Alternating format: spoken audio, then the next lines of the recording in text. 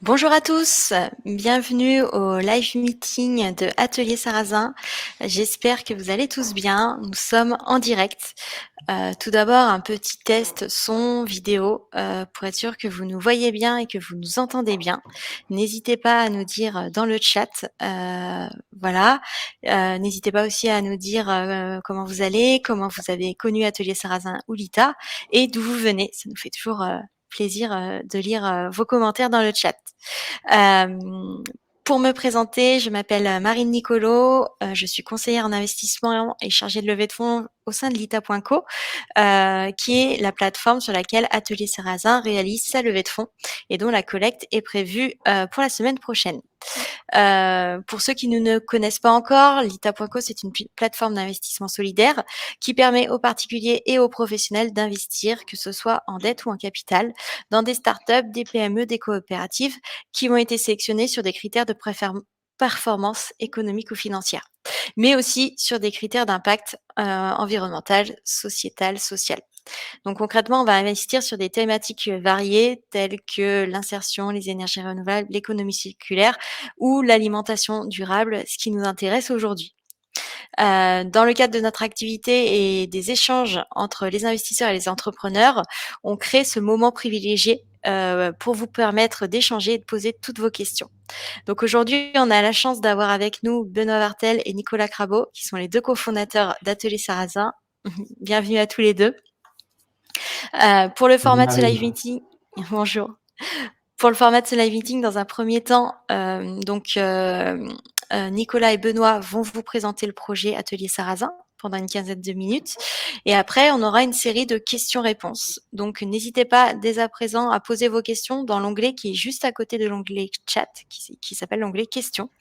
Voilà, vous pouvez poser vos questions et on prendra le temps d'y répondre juste après. Si vous le voulez, vous pourrez également monter sur scène. Donc, je pourrais vous inviter et vous pourrez vous poser vos questions en direct. Et pour celles et ceux qui ont loupé le début de l'événement, on mettra en ligne le replay et il sera disponible dans l'onglet Opération de la levée de fonds sur l'ITA. Je laisse maintenant la parole à Benoît et Nicolas. Bonjour, moi je suis donc Benoît Bartel, cofondateur avec Nicolas de Atelier Sarrazin. J'espère que vous m'entendez bien. Et Nicolas, je te laisse la parole. Oui, merci. Bonjour à tous. Écoutez, on va commencer avec quelques slides en fond d'écran, voilà, qui apparaissent. Donc, on va vous parler de sarrasin. On va vous parler de la graine de sarrasin. Et donc, c'est un triptyque. Alors, je vous l'apprends si vous ne le savez pas déjà, mais le sarrasin est une plante d'avenir. Voilà, donc nous, on croit beaucoup au sarrasin. On pense que c'est un gros marché qui s'ouvre à nous. On pense que c'est une plante magique pour trois raisons principales. La première, c'est que c'est une plante gourmande. On peut la transformer sous de multiples formes. Voilà, on la connaît hein, sous forme traditionnelle de galette en Bretagne, mais on peut aussi la transformer en graines, on peut la transformer en cacha et on peut la transformer avec des produits à plus forte valeur ajoutée en transformant et en inventant des recettes nouvelles à base de sarrasin. Gourmandise d'abord, parce qu'on parle d'alimentaire, et aussi nutrition. Voilà, donc la nutrition, en travaillant sur notre projet depuis le début, on a découvert que le sarrasin contient tous les bienfaits nutritionnels. Alors, qu'est-ce que sont les bienfaits nutritionnels? C'est une plante sans gluten, une graine qui est naturellement sans gluten, elle ne contient pas de gluten. C'est une plante qui contient les 8 acides aminés essentiels, et c'est très important pour l'équilibre alimentaire. C'est une plante qui est source de fibres, et enfin, c'est donc une source de protéines végétales. Et ça, c'est d'autant plus important qu'aujourd'hui, vous le savez sans doute pour la plupart, on a besoin de transformer notre consommation de protéines animales en protéines végétales. Donc le sarrasin est une des solutions qui va s'offrir dans la palette d'ouverture d'une diversité alimentaire végétale, comme a pu le faire le quinoa, par exemple, qui est un bon benchmark pour nous, puisque c'est arrivé dans l'assiette des Français il y a une dizaine, petite quinzaine, petite dizaine d'années, pour renouveler un peu le style de l'assiette végétale. Voilà, donc j'ai parlé de gourmandise, j'ai parlé de nutrition. Et en plus, ce qui est magique avec cette plante, c'est qu'elle a tous les bienfaits écologiques. Alors, c'est quoi les bienfaits écologiques pour une plante? C'est d'abord qu'elle pousse sans intrants, sans engrais, c'est-à-dire qu'on n'a pas besoin d'additionner et de mettre des choses en plus pour la faire pousser. Et puis, c'est une plante mellifère. Alors, qu'est-ce que ça veut dire une plante mellifère? Ça veut dire que c'est une plante qui pollinise, c'est une plante qui fleurit. En fait, le sarrasin fleurit pendant 100 jours, quasiment tout le temps de la pousse. Et donc, les abeilles en raffolent et on le voit dans nos champs de sarrasin. C'est incroyable comme il y a une force de pollinisation dans les champs de sarrasin. Donc, vous l'avez bien compris, gourmandise, nutrition, environnement, c'est vraiment pour nous le nouveau triptyque de la consommation. C'est ce qui fait une base de la transition alimentaire et de la transition écologique pour renouveler le genre en termes d'alimentation. Et donc, en mettant en exergue ces 3 points fondamentaux de notre graine de sarrasin, on s'est dit qu'on tenait quelque chose de fort et qu'on pouvait et qu'on devait mettre le sarrasin à l'honneur et je dirais dépoussiérer un petit peu le marché du sarrasin qu'on connaissait d'abord sous forme de galettes traditionnelles, en tout cas en Bretagne pour les plus bretons d'entre nous. Alors, avant de faire tout ça, avant de se lancer dans un grand projet autour du sarrasin, il y a une chose qui comptait énormément pour moi et Benoît, puisque quand on a repris un atelier de production la première fois, on a découvert que les achats de sarrasin se faisaient dans les pays de l'Est ou en Chine. Alors, ce qui nous posait pas mal de problèmes, en fait, parce que faire venir de la matière de l'autre bout du monde, évidemment, c'est pas une solution, c'est pas une alternative et ça va pas dans le sens de l'histoire de la transition alimentaire. Donc, on s'est dit, la première base de l'édifice à construire, c'est évidemment de relocaliser notre filière de production de sarrasin. Donc, on a créé Sarrasin Filière France. On a commencé il y a 5 ans avec 2 agriculteurs, et puis on en a eu 6, et puis on en a eu 12, et aujourd'hui, on en rassemble 42 producteurs. On a réussi à récolter l'année dernière 402 tonnes de sarrasin. Et puis, grâce à des investissements communs avec nos agriculteurs et financés aussi par l'agence bio qui nous a beaucoup accompagnés, on a pu mettre en service un séchoir. Et en ce moment même, à l'heure où je vous parle, il y a un bâtiment de stockage ventilé qui va être construit et qui sera livré en août pour la prochaine récolte. Voilà, donc une vision forte, c'est ce qu'on a pu mettre sur le papier depuis 5 ans. Une filière de sarrasin bien née, bien structurée, qui nous permet de sourcer 100% de nos approvisionnements en sarrasin en France. Et donc, ça nous a permis de bâtir le reste, je dirais, de l'aventure.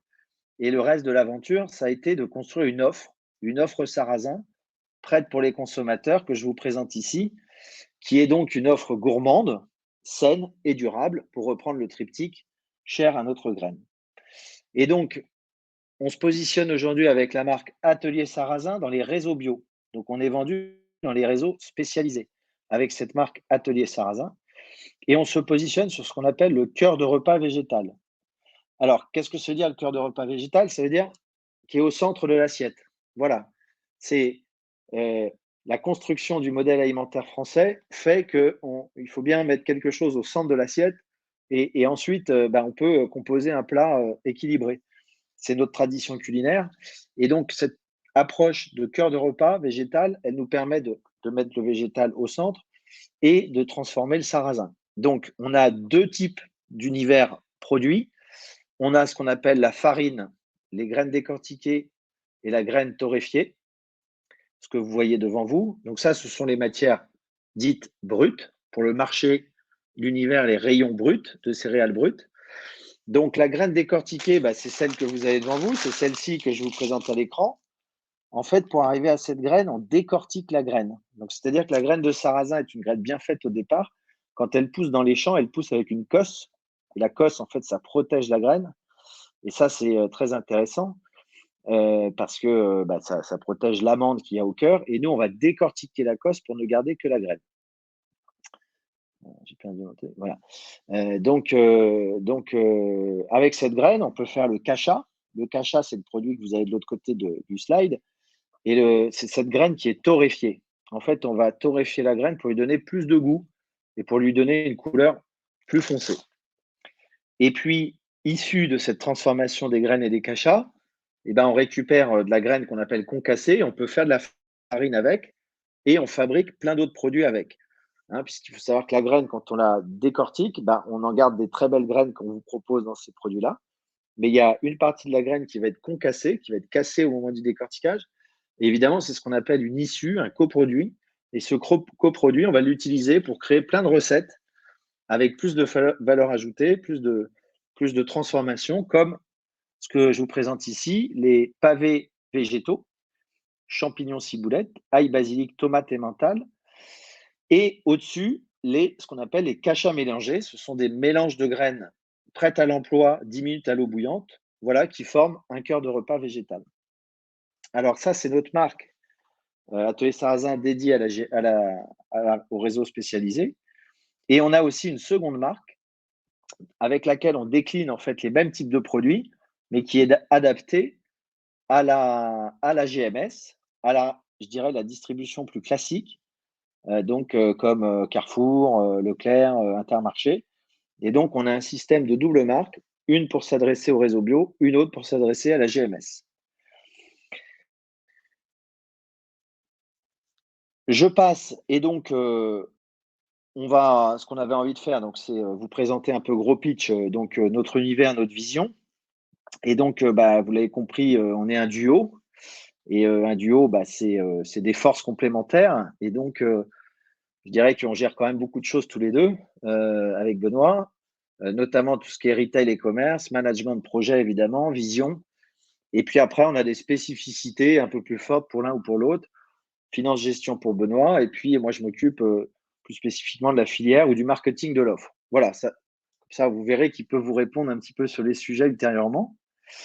Voilà, vous indiquez aussi qu'on fait partie d'écosystèmes larges autour de la food, comme Hectare, puisqu'on est incubé par le programme Hectare, qui est le programme HEC Food d'HEC. On fait partie de Vitagora, qui est le pôle de compétitivité food. Et puis, on est membre également du Synabio, parce que c'est important pour nous, l'engagement collectif autour de la bio. Voilà, donc juste en conclusion, puisque on m'a donné 15 minutes, il en reste 3, donc je vais, je pense, tenir le délai. Voilà, c'est vous dire qu'on a démarré l'aventure avec Benoît il y a 5 ans. Donc, on est très content de venir maintenant appeler des fonds auprès de l'ITA, parce que ça va être le grand moment de la communication. Et donc, on a envie d'agréger une communauté autour de nous. Ça, c'est très important pour nous. Et on sait que la communauté l'ITA est d'autant plus engagée sur ces questions d'impact, sur ces questions de transition alimentaire et écologique. Et donc, votre intérêt pour nous compte énormément. Voilà. Et pour conclure, je voudrais faire un petit panorama de ce qu'on a fait depuis 5 ans dans cette boîte et dans ce projet et dans cette vision. Donc, effectivement, on a écrit, je dirais, l'histoire, on a décrit la vision, on a identifié les atouts, les bienfaits de la graine de sarrasin. On a repris et optimisé un atelier de production en Bretagne sur lequel on capitalise pour grandir avec notre offre produit des équipes pour suivre les business plans. On a structuré et développé donc cette filière de production de sarrasin, puisqu'il était hors de question d'acheter du sarrasin de Chine ou de l'étranger, puisque, juste petit aparté, mais il faut savoir que 70% du sarrasin que vous consommez en France vient de l'étranger. Et donc, ça, c'est pas possible, parce qu'il y a des producteurs qui fabriquent très bien le sarrasin en France. Et donc, pour nous, c'était un élément de sécurité, évidemment, pour nos approvisionnements et un enjeu de souveraineté et de résilience pour notre business. Donc, on a créé, structuré et développé la filière de sarrasin. On a créé une offre innovante à base de sarrasin. J'ai oublié de le dire, mais sur ces steaks de sarrasin, que je dois appeler des pavés d'ailleurs, pas des steaks, on a une fermentation propriétaire. En fait, c'est très important parce qu'on a fermenté le sarrasin. C'est vraiment une R&D spécifique qui nous permet d'allonger la durée de vie du produit sans ajouter de conservateurs et autres additifs. Donc, c'est vraiment un produit qu'on essaye d'avoir le plus naturel possible. Voilà, la naturalité guide tout notre développement. Donc, storytelling, production, filière, offre. Et dernier point, on a réussi à former et structurer une équipe hyper compétente, hyper engagée, sur laquelle on compte beaucoup pour accélérer désormais. Et dernier point, donc qu'est-ce qu'il nous reste à faire? Il y a 5 points aussi. C'est maintenant d'appuyer le commerce, vraiment accélérer sur cette partie commerciale, parce que tout est là. Filière production, amont agricole, offre. Accélérer toujours sur l'innovation et la R&D, parce que c'est les produits de demain qui vont construire le chiffre d'affaires de demain. C'est accompagner toujours le développement de la filière. On fait 400 tonnes cette année, on va mettre en culture 500 tonnes, mais dans 2-3 ans, il faudra qu'on atteigne les 1000 tonnes. Et puis, c'est aussi créer le réflexe sarrasin, ça c'est très important. C'est monter en puissance sur la communication. Il faut qu'on fasse la pédagogie du sarrasin. Il faut qu'on convainque l'ensemble des Français et des Françaises à se régaler de sarrasin. Bon benchmark pour le quinoa. Comment le quinoa est arrivé dans les assiettes des Français? Il faut qu'on reproduise un petit peu ce modèle. Et puis enfin, faire progresser aussi notre outil de production et nos capacités de stockage. Voilà, les 5 points que je viens d'énumérer sont en fait les points importants pour nous, pour lesquels on vient demander de l'argent aujourd'hui devant vous. Voilà, je vous remercie. Merci Nicolas. Est-ce que Benoît voulait rajouter quelque chose sur la partie finance ou Non, on en parlera Ouais, peut-être qu'on en parlera suivant les questions. J'ai vu qu'il y avait déjà des questions intéressantes qui arrivaient. Ok. Bon, en tout cas, merci pour votre présentation. Avant de passer aux questions, je vais juste rappeler les raisons pour investir qui ont été identifiées par nos analystes financiers. La première raison, c'est que Atelier Sarrasin joue un rôle moteur dans la structuration de la filière sarrasin. C'est quelque chose qui a été construit depuis 2016 en partenariat avec les agriculteurs, les coopératives, les transformateurs et qui permet du coup de sécuriser une offre de sarrasin bio et français qui est quasi unique sur le marché et alignée aux enjeux d'investissement des filières agricoles. La seconde raison pour investir, c'est le développement produit et marketing qui est construit autour du sarrasin et qui repose notamment sur un actif industriel historique et ancré localement, dont vous avez parlé tout à l'heure, Nicolas, et qui a été stimulé par 2 ans de recherche et développement sur la fermentation du sarrasin, ce qui permet de garantir des débouchés valorisants au sarrasin et qui du coup inspire un certain renouveau pour les acteurs du bio en quête de levier de croissance.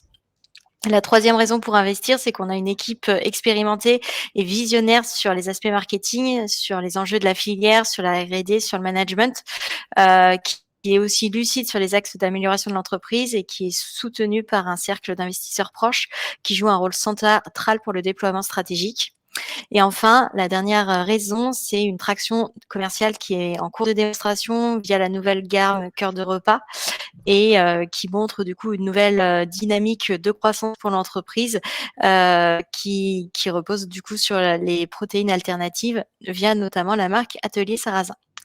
Et petit focus sur l'offre Lita en cours, donc Atelier Sarrasin est en levée de fonds chez Lita pour un objectif de 500 000 €, sur une levée de fonds totale de 1,2 million d'euros. Vous me dites si je me trompe, Nicolas et Benoît. On est sur une valorisation de l'entreprise à 3 millions d'euros et vous pourrez investir à partir de 100 €. La collecte sera certainement lancée semaine prochaine et du coup, vous bénéficierez, grâce à cet investissement, de la réduction d'impôt sur le revenu de 25%. Vous pourrez également investir en PEA, en PEA-PME ou bénéficier de l'apport cession. Voilà. Je pense que j'ai tout dit. Peut-être qu'on peut arrêter la présentation, à part si vous en avez encore besoin. Comme ça, on sera en plus gros. Parfait. Et on va passer aux questions. Donc, n'hésitez pas à continuer à en poser. J'ai vu que du coup, il y avait déjà quelques questions. Donc, je vais les prendre dans l'ordre. Donc, vous aviez répondu à Alain, Benoît. Est-ce que vous voulez rajouter quelque chose? Donc, la question, c'était, vous êtes dans quel coin en Bourgogne? En Côte d'Or, on est à Baigneux-les-Juifs. Voilà, c'est là que nous sommes. Ok, Merci à vous. C'était une première question rapide. On a une question de Francine que je vais afficher. Pourquoi n'avez-vous pas internalisé la production des pavés végétaux sur le site de Maison Malensac plutôt que de faire appel à des sous-traitants? Alors, Francine, on le fera peut-être un jour. Dans un premier temps, on souhaitait tester ce produit, le développer avec un partenaire. Alors, c'est plus qu'externalisé, hein, c'est des partenaires, c'est des gens qu'on connaît bien. C'est des gens qui travaillent à partir d'un cahier des charges très précis, notamment l'utilisation évidemment du sarrasin issu de notre filière.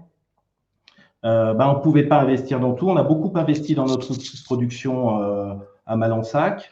On continue à le développer et à l'améliorer. Et si ces produits fonctionnent bien, ce qui est déjà le cas, mais pas encore suffisant pour investir dans une ligne de production, je pense que dans l'avenir, on investira pour pouvoir produire nous-mêmes. Mais c'est une phase transitoire.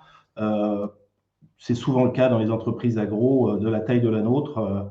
On s'appuie sur des partenaires et puis après, on investit nous-mêmes. Super. Merci Benoît pour cette réponse. Francine avait posé une seconde question qui est un petit peu en lien, du coup je vais la poser dans la foulée. Comment vous positionnez-vous vis-à-vis de vos concurrents sur la gamme des pavés végétaux? Oui, alors ça, Voilà, je vais prendre Nicolas, je te donne. la main et je trouve que c'est une super question. Et donc, effectivement, ça, c'est vraiment, on a une vision vraiment spécifique là-dessus. Nous, j'aime bien résumer ma réponse en disant qu'on fait du vrai végétal.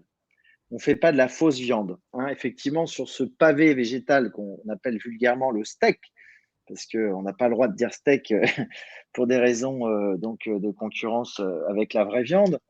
Nous, on fait des pavés végétaux, avec beaucoup de naturalité dedans. En fait, ça, c'est ce qui va vraiment nous différencier de nos concurrents. Donc, vous les voyez à l'écran. Il y a beaucoup de grandes marques aujourd'hui qui lèvent beaucoup, beaucoup de fonds avec des grandes ambitions et c'est très bien. Mais on se différencie d'eux dans la liste d'ingrédients. Voilà, nous, on n'a pas de conservateurs, on n'a pas d'additifs, on a des listes d'ingrédients très courtes. Et ça, c'est vraiment cette fermentation propriétaire qui nous a aidés, puisqu'on veut vraiment être au plus proche de la naturalité. Donc, faire des pavés végétaux, construire des alternatives à la viande, oui, bien sûr, il faut. C'est une réponse aux enjeux qu'on connaît, climatiques, enjeux de bien-être animal. On a besoin de manger plus de protéines végétales et moins de protéines animales, mais nous, on veut le faire dans ce sens, dans ce guide de la naturalité. L'autre sujet, c'est on apporte une alternative dans la diversité. Voilà, l'équilibre alimentaire, c'est avant tout de la diversité alimentaire. Donc, pour être en bonne santé, c'est simple, il faut manger, enfin moi, c'est ce qu'on m'a dit, et j'écoute les nutritionnistes, il faut manger de tout un petit peu. Voilà, donc c'est pour ça que le pavé de sarrasin, et le sarrasin d'une manière un peu globale, vient apporter un élément de diversité en plus dans l'alimentation des Français. Donc, c'est pour ça qu'on se positionne plus près de nos petits copains comme Harry & Co ou l'Atelier V ou même Sojasun, c'est que Sojasun, vous l'avez compris, il travaille avec le soja. Les autres, ils travaillent avec de la protéine, du pois chiche ou de la légumineuse. Et nous, on travaille avec du sarrasin. Donc, en fait, nous, on est là pour construire le marché de l'alternative protéine végétale. Et on est là pour construire une alternative dans l'alternative, en fait. Voilà. Je pense que chacun aura sa place dans le marché. En revanche, je pense, nous pensons, en tout cas, c'est notre vision, avec un maximum de naturalité, un maximum de clean label. Donc, ça, c'est un guide de développement important pour nos R&D. Et donc, la fermentation du sarrasin, d'ailleurs, on voit bien que ça tourne bien, nos produits. On a des bons tracking. Donc, on a des belles remontées. Maintenant, il faut accélérer la commercialisation et c'est pour ça qu'on a besoin de fonds. C'est important parce que cette fermentation, elle va pouvoir être déclinée, par exemple, sur des boulettes, elle va pouvoir être déclinée dans des sauces. Enfin, on a plein d'idées de développement, en fait, à base de ce principe fermenté. Super. Merci Nicolas pour cette réponse complète. J'espère que Francine, ça a bien répondu à votre question. Je vais essayer de faire monter sur scène Rémi. Rémi, vous allez recevoir une invitation. pour poser vos questions directement en direct.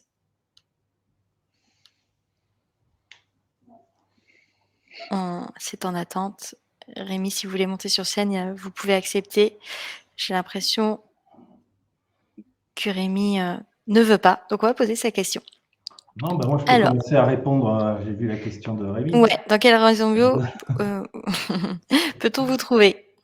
Eh bien, Rémi, nous sommes chez Biocop, nous sommes chez Satoris, nous sommes chez Lavicenne. Nous rentrons depuis le mois de mars chez Biomonde, qui représente 150 magasins. Nous rentrons chez SoBio, Bio c'est bon, maintenant c'est le même groupe, en ce début d'année aussi également avec 8 références. Nous avons 2 grossistes qui livrent, qui sont Pronadis et Biodis, donc qui livrent beaucoup de magasins indépendants. Et donc, il nous manque encore quelques petites enseignes et une grosse qui est la Vie Claire qui nous refuse pour l'instant. Mais on se développe. On a je dirais, le principal qui est Biocop. L'enjeu aujourd'hui, c'est d'être présent dans plus de points de vente, mais aussi de développer nos références, plus de références dans les magasins dans lesquels on est déjà. Donc ça, c'est tout l'enjeu de notre levée, c'est d'investir dans le commerce, sur une présence terrain, pour pouvoir augmenter notre présence. Au lieu d'avoir 2 produits, en avoir 6 dans un magasin. Voilà, et j'ajouterais… Ouais. Pardon. Vas-y, je t'en prie. Non, on a les plateformes aussi en ligne spécialisées en bio, comme La Fourche, par exemple, ou Aventure Bio. Et ce que je voudrais dire par rapport à ça, juste un élément de vision par rapport au marché qui est important aussi, c'est que là, on est, entre guillemets, en ce moment et depuis 6 mois, assez bankable. Et ça fait plaisir parce que c'est exactement pour ça qu'on a monté cette aventure commerciale. Donc, c'est répondre à une problématique des consommateurs et donc, par définition, des clients des réseaux bio. Pourquoi? Parce qu'on a traversé quand même, je dirais, un âge d'or de la bio, qui a fait plus 20% pendant 20 ans. Les gens sont rentrés beaucoup dans les magasins bio pendant le Covid. Et puis, il y a eu un soufflet. Vous avez sans doute entendu parler de la difficulté des réseaux bio en ce moment. Mais nous, on y croit beaucoup. On y croit énormément parce que la bio va revenir en force, parce que de toute façon, on a encore Le Monde qui titre sur la pollution de l'eau ce matin par les pesticides pour toute la population parisienne et Île-de-France. Donc, ça va de toute façon créer des sujets autour de la santé. Et puis, on est la marque aujourd'hui qui renouvelle un peu le genre des réseaux bio. Donc ça, on est assez apprécié aujourd'hui. Donc, les référencements s'enchaînent et c'est assez agréable, puisque en fait, tout ce qu'on a construit depuis 5 ans répond à la problématique des réseaux bio en ce moment, à savoir mettre de la bio éthique, de la biologique, c'est-à-dire de la bio qui est construite en filière, de la bio qui vient de France et de la bio qui est peu transformée avec beaucoup de naturalité. Voilà, et c'est pour ces 3 raisons qu'on performe très bien en ce moment. Et donc, de 600 points de vente en réseau bio, on va rapidement, là, on a déjà commencé dans les 3 prochains mois, je dirais doubler notre niveau de points de vente. Donc, pour répondre à Rémi, on sera présent beaucoup plus fortement dans quelques mois parce que les référencements se font et la logistique arrive pour livrer les plateformes. Merci beaucoup pour cette réponse complète. J'espère que Rémi, c'est clair pour vous. On enchaîne avec une autre question de Rémi sur le décortiquage. Est-il fait en Lituanie? Eh bien, Rémi, le décortiquage est clé dans notre modèle économique parce qu'on travaille une graine qui doit être décortiquée pour être transformée. Et donc, effectivement, on a eu un passage industriel par la Lituanie de notre matière française qu'on a envoyée en Lituanie pour la faire décortiquer parce qu'en Lituanie, ils ont un savoir-faire historique autour de cette graine qu'on n'avait pas trouvé à l'époque en France. Donc, pour lancer notre business, on s'était appuyé sur un savoir-faire Lituanie. Mais ce que je peux vous dire, c'est que depuis le 1er janvier de cette année, l'intégralité de nos graines sont décortiquées en France et toastées en France parce qu'on a décortiquage et toastage, il faut toujours parler des deux. Et donc, oui, la Lituanie, ce n'était pas l'idéal, mais ça nous a permis de créer un marché, ça nous a permis de démarrer, de comprendre, et maintenant on s'appuie sur des partenaires français à 100% pour décortiquer. Et alors, c'est très important ce sujet-là. Benoît vient de le souligner, mais c'est aussi, je dirais, la pépite un peu de notre aventure, parce que quand on s'est lancé dans le sarrasin, on a appris évidemment beaucoup de choses. Et donc, on a découvert non seulement que 70% de la production venait de l'étranger, mais on a découvert aussi qu'il n'y avait pas d'outils de décortiquage et toastage à proprement parler en France. En tout cas, de façon très artisanale. Donc, on a quand même trouvé des prestataires sur lesquels on s'appuie et qu'on fait progresser depuis quelques années. Et puis, ce qui est formidable, c'est que on voit tout l'enjeu de la souveraineté alimentaire qu'il y a derrière et le boulevard, entre guillemets, pour nous, parce que si on arrive à capter ce besoin en fait de décortiquage et de toastage français et maîtriser l'ensemble du processus, c'est formidable parce qu'on aura travaillé pour notre souveraineté alimentaire, on aura augmenté énormément nos marges, on aura économisé du bilan carbone.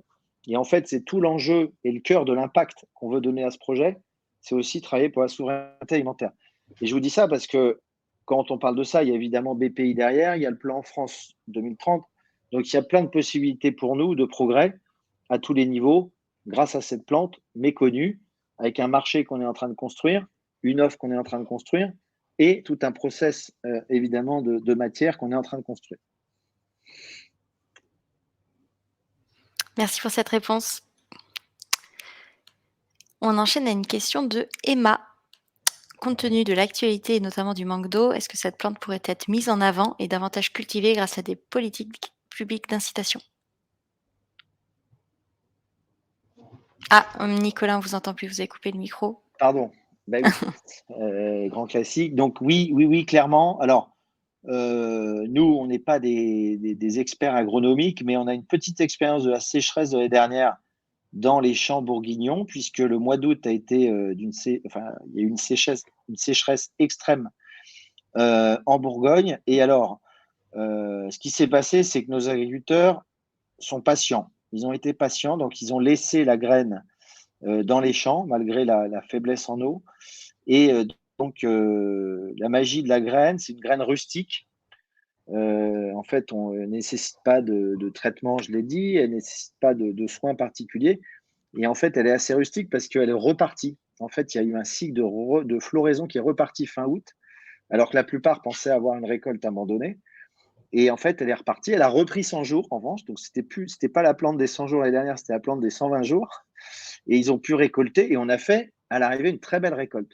Donc, oui, on peut dire, avec l'expérience qu'on a de l'année dernière, que c'est une plante résistante. Maintenant, ça reste à confirmer par des essais de pratiques culturales avec des stress hydriques particuliers pour le confirmer. Mais on sent que la graine est rustique, donc elle est résistante et elle ne nécessite pas de supplémentation en eau, contrairement à d'autres cultures. On n'a pas besoin d'eau supplémentaire. Et vous pensez du coup que les pouvoirs publics pourraient prendre cette plante? Alors oui, ce qui est très intéressant, c'est qu'on rentre dans les plans climat, évidemment, parce qu'en fait, on pollinise, on l'a dit, on pollinise des territoires. En fait, la pollinisation d'un champ, elle compte pour le champ en lui-même, mais elle compte aussi pour les autres plantes ou céréales qui sont plantées à côté, parce que ça pollinise aussi à côté. Donc nous, on est assez bon, on coche des cases sur les rendements et sur l'augmentation des rendements pour le reste de la polyculture en fait d'une ferme. Deux, il y a les agences de l'eau, évidemment, parce que le problème de l'eau, là, il est criant en ce moment. Et effectivement, les agences de l'eau sont très aidantes sur ces projets-là. On ne les a pas encore activées parce que tout prend du temps.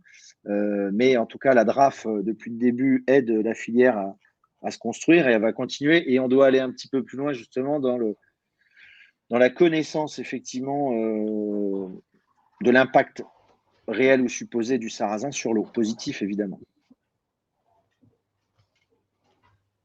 Merci beaucoup, Nicolas. On enchaîne avec une autre question de Emma. cette fois sur votre stratégie de développement commercial. Quelle est votre stratégie de développement commercial pour redresser la situation financière de l'entreprise et quels sont les moyens que vous allez pouvoir mettre en œuvre pour atteindre vos objectifs?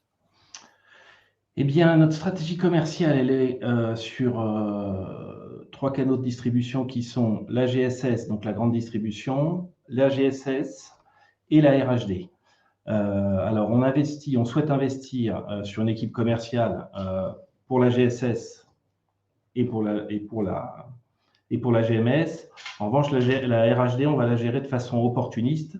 Par exemple, actuellement, on développe des boulettes végétales pour un client de la RHD pour la restauration collective qui souhaite certains critères, certains goûts. Et donc, peut investir un petit peu en RHD, mais pas en R&D, pardon, mais pas énormément. En revanche, toute notre stratégie, elle est sur une équipe terrain qui va augmenter nos référencements et notre présence en magasin et le dépôt de PLV, etc. Ce qui nous manque aujourd'hui, parce qu'aujourd'hui, le commerce, il est fait par 2 commerciaux en Bretagne uniquement, et Nicolas et moi au niveau national. Et notre stratégie, elle est vraiment départ de nos régions, c'est-à-dire qu'on sait qu'on est fort d'abord où on est né, donc en Bretagne et en Bourgogne. Et donc, on a vraiment une stratégie dite de capillarité. Donc, on va être très, très fort en Bretagne, on va être très, très fort en Bourgogne avant d'aller chercher les réseaux nationaux. Donc, en Bretagne, par exemple, en GMS, on fait que de la Bretagne pour l'instant. En GSS, c'est un petit peu particulier parce qu'on peut aller, enfin, GSS, c'est réseau bio, on peut aller au niveau national tout de suite. Donc, c'est vraiment, voilà, c'est se développer dans ces 3 canaux de distribution simultanément. Et bon, la demande est, ce que disait Nicolas, la demande est très forte en ce moment. Ce qui nous manque, c'est plutôt une trésorerie saine pour pouvoir livrer suffisamment nos clients que la demande du client. Ouais, et puis juste un petit point en RHD, donc c'est la restauration hors domicile, hein. C'est vrai que c'est un canal dont on vient de parler, mais c'est important. On rentre dans les critères de la loi Egalim. Donc là, c'est une opportunité réglementaire pour nous, parce que la loi Egalim impose aux collectivités locales, scolaires, cantines, EHPAD, d'acheter 50% de produits dits durables. Donc évidemment, la bio, ça rentre dedans. Évidemment, quand c'est de la filière locale, ça rentre dedans. Et évidemment, quand il n'y a pas de conservateur, pas d'additifs et que c'est bon pour la santé, ça rentre dedans. Donc on est plutôt bien qualifié et Benoît a raison de dire que nous, on n'a pas tellement un problème de demande. Là, on a un problème de… Enfin, on n'a pas de problème, mais en tout cas, on doit gérer plutôt des opérations. Voilà.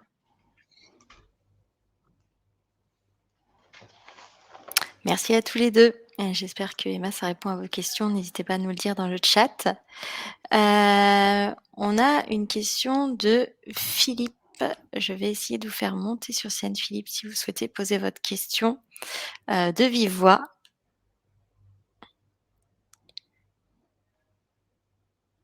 Il se prépare. Ça met toujours une petite seconde. C'est le temps de monter sur scène. Il y a des marches? Il y a des marches.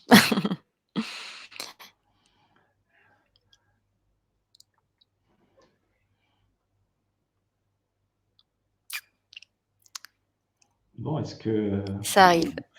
Il était au fond de la salle. Ben oui, voilà. Bonjour Philippe, bienvenue. Bonjour Emma, bonjour Nicolas, bonjour Benoît. Oui, j'avais une question générale, c'était sur par rapport à vos besoins actuels, et si la levée de fonds est concluante, comment allez-vous allouer ces fonds prioritairement sur vos différentes urgences ou métiers? Alors, il y a 3-4 axes principaux qui sont marketing, communication, commerce, industrie et besoins en fonds de roulement. Le commerce, on en a déjà un petit peu parlé avec les premières questions. On a besoin d'investir dans des outils, on a besoin d'investir dans de l'humain. C'est urgent pour nous pour répondre à la demande qui est importante. L'industriel, si vous investissez alors dans une start-up, mais un projet industriel avant tout. C'est-à-dire qu'on a une usine qui se trouve à Malensac, près de Redon, entre Rennes et Nantes, et Vannes. Et donc, qui dit projet industriel dit investissement important. Même si on a beaucoup investi à la création de l'entreprise en doublant le site de production, en achetant des machines plus modernes, etc. Ça reste un projet industriel, donc il y aura de l'investissement. Dans la partie industrielle, il y a aussi l'instruction du problème, d'une solution de décortiquage dédiée en France, parce qu'aujourd'hui, on décortique chez les partenaires, on en a plusieurs, mais on pense que Buffon & Co, Atelier Sarrazin pourrait porter un projet national pour décortiquer le sarrasin. Et donc, dans cette levée, ce n'est pas la construction d'un site pour décortiquer, mais en tout cas, c'est faire une étude de marché et une étude de faisabilité pour avoir un outil dédié de décortiquage en France. Le troisième point, c'est notre besoin en fonds de roulement. Voilà, on est en forte croissance, on a des dettes importantes, donc on a besoin d'une trésorerie saine pour pouvoir acheter suffisamment de matière pour livrer nos clients. Et le dernier point qui est peut-être qui est important, et peut-être que Nicolas, tu rebondiras dessus, c'est marketing communication avec ce qui est important pour nous, faire la pédagogie de cette petite graine qui est effectivement connue en Bretagne pour les galettes. Mais nous, le programme Sarrazin qu'on propose avec des graines, avec des pavés de sarrasin, avec des cachas prêts à cuisiner, ce n'est pas encore dans les cuisines de tous les Français. Donc, on a besoin de faire des recettes, on a besoin de communiquer, on a besoin d'expliquer aux consommateurs comment utiliser notre graine. Et donc, ça, c'est voilà, c'est un point aussi important pour nous, pour nos investissements futurs. Non, Nicolas, Mais si, non, mais après, je ne sais pas si Philippe, on pourra rentrer plus dans un détail aussi de ventilation. Bon, là, on donne des réponses un peu génériques, évidemment. Après, on a des réponses plus spécifiques et financières à donner en termes de ventilation. Bon, enfin, Benoît l'a très bien dit, hein, nos besoins où ils sont. Et donc, tu me faisais rebondir sur la partie créer le réflexe sarrasin. Voilà, effectivement, il y a un enjeu de communication. On n'est pas très visible aujourd'hui, en tout cas sur la partie recette, la partie mise en œuvre du sarrasin dans l'assiette, la partie gourmandise. Et ça, c'est vraiment quelque chose qu'on a envie d'accélérer. Donc, cet argent va nous servir à ça, parce que après, tout se complète. Voilà, la communication aide au référencement, qui aide à la communication, à la visibilité, parce que ça ne sert à rien de communiquer trop tôt non plus si on n'est pas suffisamment distribué. Donc là, on sent que en GMS, on l'a dit, Bretagne, on commence à être fort et puissant. Réseaux nationaux, réseaux bio, on commence à être fort et puissant parce que les produits arrivent vraiment dans les magasins, et donc on va pouvoir passer à la partie communication. Merci. Sur ces 4 points, c'est très clair, et surtout, on comprend l'enjeu, l'articulation entre ces points et sa déclinaison en temps. Merci beaucoup. Merci Philippe pour votre question. Si vous n'avez pas d'autres questions, je vous laisse sortir de scène. Sans rater la marche, oui, d'accord. Sans rater la marche. Merci en tout cas à vous d'être monté sur scène, et merci pour votre question. Alors, on va continuer avec une question de Serge. Bonsoir à tous, merci pour cette belle présentation. Quelles sont les perspectives pour la filière sarrasin en France, zone géographique, quantité cultivée, etc. Est-ce que le manque de production pourrait être un frein à votre activité, et si oui, quelles sont les solutions? Alors, je me lance. Alors non, Serge, il n'y aura pas de… Justement, c'est tout l'enjeu, c'est ce qu'on a réussi à prouver, et c'est la force de notre modèle, c'est la résilience.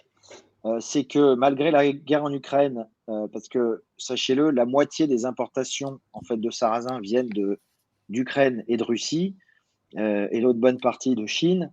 Et en fait, la contraction des marchés, la montée, l'arrêt même des livraisons a fait que nous, on n'a pas eu de problème.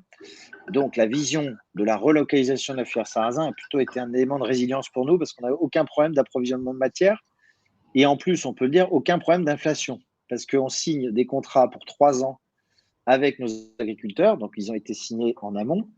Et donc, nous, la matière n'a pas du tout flambé, et en plus, on l'a reçue.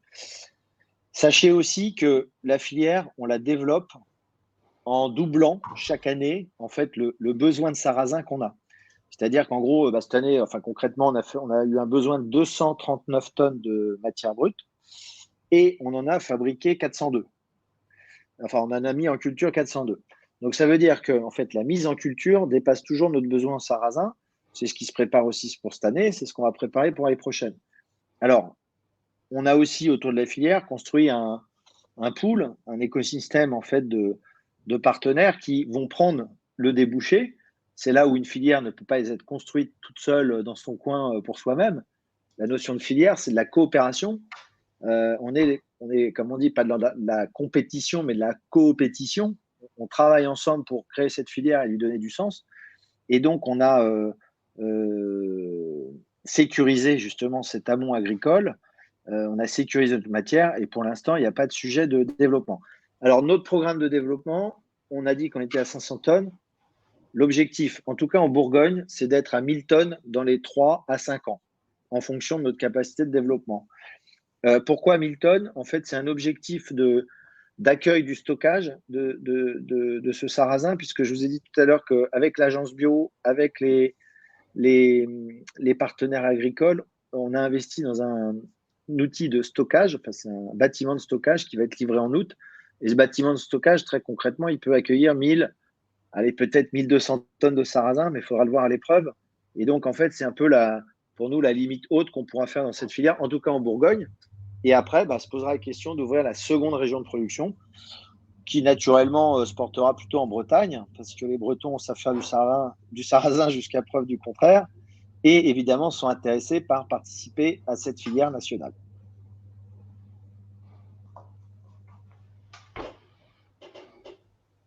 Merci à tous les deux.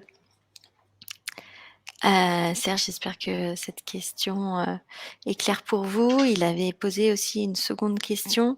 Quels sont vos co-investisseurs sur le tour de table en complément de l'ITA? Alors, les co-investisseurs sont nos associés historiques. Donc, création de notre entreprise en 2018, on a en 4 ans levé environ 3 millions d'euros, 1,5 million en equity et 1,5 million en dette. On a une dizaine d'associés, dont je dirais 3 ou 4 significatifs. Et donc, le tour de table est réalisé par l'ITA à hauteur de 500 000 euros et 700 000 euros par nos associés historiques.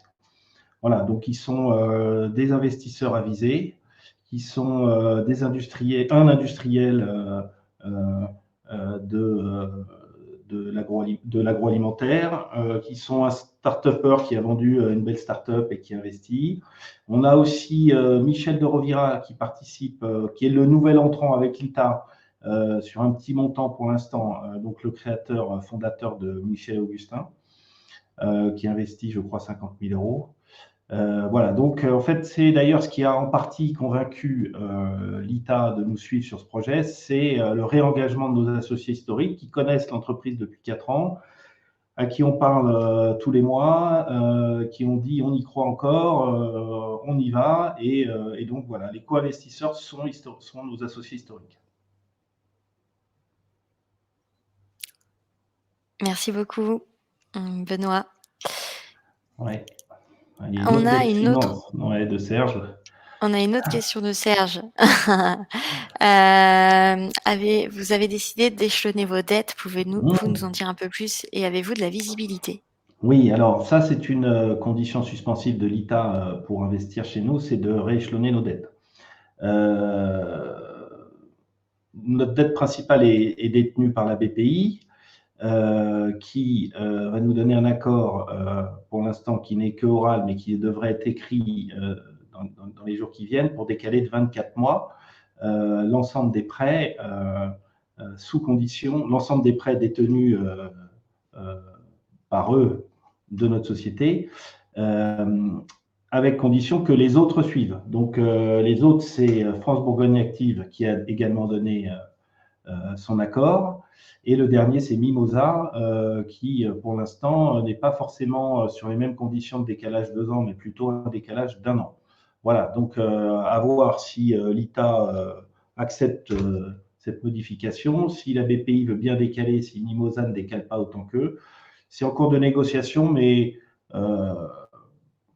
voilà, nos partenaires qui détiennent nos dettes savent que c'est important qu'on se recapitalise à ce moment, que nous joue le jeu aussi de l'étalement de la dette.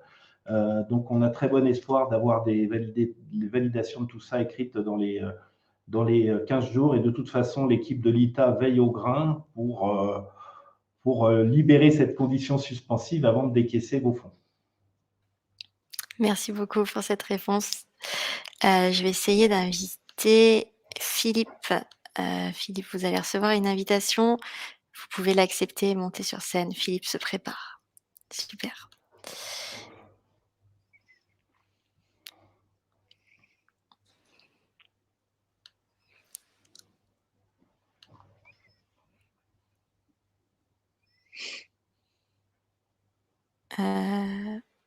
Normalement. Sinon, on va poser la question. Je ne le vois plus. Bon, alors, posons la question. Avez-vous pensé à la stratégie d'alliance? Alors, j'avais vu la question, donc j'ai commencé à la préparer. C'est pas mal, on a le chat des questions. Donc, stratégie d'alliance, bah oui, on y pense toujours un petit peu quand on est entrepreneur, c'est-à-dire qu'on est beaucoup en réflexion stratégique, mais voilà, c'est pas quelque chose qu'on pousse parce qu'on a une feuille de route qui est très claire pour l'instant, qui est de faire découvrir le sarrasin au plus grand nombre, de construire une filière, de construire une offre, de faire du commerce, de motiver des équipes, d'embarquer des gens, d'embarquer nos investisseurs, de construire un modèle fiable, d'aller vers la rentabilité le plus possible. Bon, on est très occupé, mais oui, on pense toujours à la stratégie, c'est important. Donc, rien à vous annoncer ce soir, mais sachez qu'on est toujours en alerte pour la suite, pour maintenant, pour l'après, parce que c'est très important de savoir dans quelle évolution stratégique et économique on évolue dans un marché qui évolue aussi très très vite avec une succession de crises incroyables depuis 3 ans à gérer ou 4 ans. Donc on y pense. Pour les 5 valeurs principales et notre mission de vie, bah, je crois que pour Benoît et moi, ce qui nous a rassemblés, c'est des valeurs. Donc c'est sur ce terrain-là qu'on s'est engagé ensemble parce qu'on ne se connaissait pas forcément beaucoup avant d'avoir lancé ce projet. Maintenant, on se connaît bien et le duo fonctionne, je le confirme. Donc, c'est sur un système de valeurs commun. On l'a traduit en plateforme de marque à nos débuts. Il y a une réflexion qui serait effectivement de faire évoluer cette plateforme. C'est un des projets d'ailleurs clés sur lequel on est poussé aussi par l'ITA, en tout cas indirectement par l'ITA, voilà, qui nous pousse effectivement à intégrer une nouvelle plateforme de marque, mais pour 2024, après une levée, et ça sera un sujet. Merci beaucoup, Nicolas. On a une question du coup de Emma qui est un peu dans la continuité. Où voyez-vous l'entreprise dans 5 ans?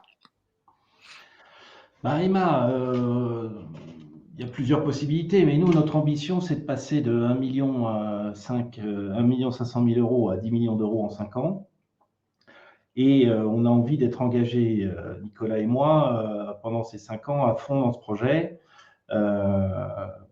pour le développer, pour ne faire que ça et pour avoir l'exclusivité sur le développement de cette boîte et ne pas faire autre chose. Donc, en revanche, à 5 ans, bah, il se posera la question de la sortie de l'ITA, de la sortie peut-être de nos associés historiques. Donc nous, bah, ça répond un petit peu à la deuxième question d'Emma, hein, qui dit pourquoi vous avez choisi l'ITA. Bah, pour nous, l'ITA, c'est une façon de se professionnaliser aussi dans la gestion de notre entreprise. Et on pense que c'est un bon intermédiaire avant de faire rentrer peut-être un investisseur plus institutionnel qui sera probablement voilà, la sortie à 5 ans pour vous, peut-être pour l'un de nous deux, peut-être la vente à un industriel. Voilà, donc nous, on est vraiment à 5 ans à se dire que c'est une étape importante. Je ne sais pas, Nicolas, si tu veux compléter, où tu vois l'entreprise à 5 ans? Non, bah, c'est ça, il faut qu'on ait développé un modèle fiable, rentable, une énergie incroyable, construit un marché. Donc, la feuille de route, elle est claire, elle est longue. Et effectivement, on se posera la question de savoir comment on transforme bah, le plan stratégique d'après.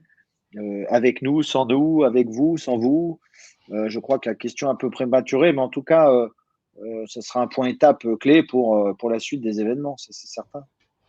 Oui, alors l'ITA, on a choisi l'ITA parce que c'est les leaders, parce que c'est des belles rencontres aussi de l'équipe Benjamin et Pierre qui ont épluché nos comptes, visité notre site, rencontré nos employés, mais avec beaucoup de bienveillance. Ils ont cru en nous depuis le début. Donc voilà, c'est une rencontre. C'est l'ITA, on connaissait, on en a entendu parler. On avait essayé avec Mimosa, c'était de la dette. On sait aussi que cette communauté, dont j'espère vous allez tous faire partie, est après nos meilleurs représentants. Vous allez être actifs, vous allez avoir envie que nos produits soient consommés par vos amis, vous allez leur faire cuisiner vous allez être des représentants. Donc voilà, on croit beaucoup en ce modèle de l'épargne citoyenne. Et donc l'ITA étant le leader, on trouvait ça normal de se rapprocher de l'ITA. Merci beaucoup pour ces réponses. Je pense qu'on arrive au bout. Nous n'avons plus de questions et on est à 4 minutes de la fin. Est-ce que vous avez peut-être un mot de la fin à dire, en plus de tout ce qu'on s'est déjà dit? Oui, peut-être. Nous, on a eu 5 ans d'une belle aventure. Il nous reste 5 ans pour vraiment construire un modèle. J'insiste sur la transition alimentaire et la transition écologique. Je crois que ce qu'on sait faire, c'est justement être acteur de cette transition alimentaire écologique. On est tombé sur le sarrasin et c'est incroyable parce qu'on aura cette chance qu'une fois dans notre vie de trouver une graine comme ça qui émerge, qui a tant de bienfaits, qui est plein de potentiel. Et donc ça, c'est assez formidable. Je pense qu'on a les moyens et les compétences de réussir nos feuilles de route. Voilà, ce qui nous manque, on l'a compris, c'est l'argent. Mais la route est claire, elle est dégagée. Et plus les événements, je dirais, s'amoncellent quand on parle de l'eau, quand on parle du réchauffement climatique, quand tu parles des mouvements des populations, quand on parle de l'appauvrissement du nombre de cultures dans les fermes, quand on parle des problématiques de pesticides, la voie est libre, voilà, pour transformer un petit peu ce monde. Alors à notre échelle, pour construire une économie résiliente qui partage la valeur avec les agriculteurs qui sont si importants dans les 20 prochaines années. Un agriculteur sur 2 va partir en retraite dans les 10 ans. Il se passe des choses fantastiques, mais nous, on le voit comme une opportunité de transition. Donc, on a besoin de vous tous. Voilà. Merci. Merci à tous. Merci à tous les deux. Merci pour cette présentation. Merci pour vos réponses. Voilà, les participants dans le chat vous remercient également pour votre interaction, pour votre travail. Donc voilà, je pense que c'est un beau mot de la fin. Merci à tous pour votre participation. Le replay du coup sera en ligne très bientôt sur le projet LITA. Le dossier sera également bientôt disponible d'ici fin de semaine ou début de semaine prochaine. Et voilà, on s'est fixé un lancement en collecte semaine prochaine si tous les voyants sont au vert. Et nous avons hâte en tout cas de vous retrouver à ce moment-là. Très bonne fin de journée à tous. Merci Marine. Merci. À bientôt. Au revoir. Au revoir. Au revoir. Au revoir.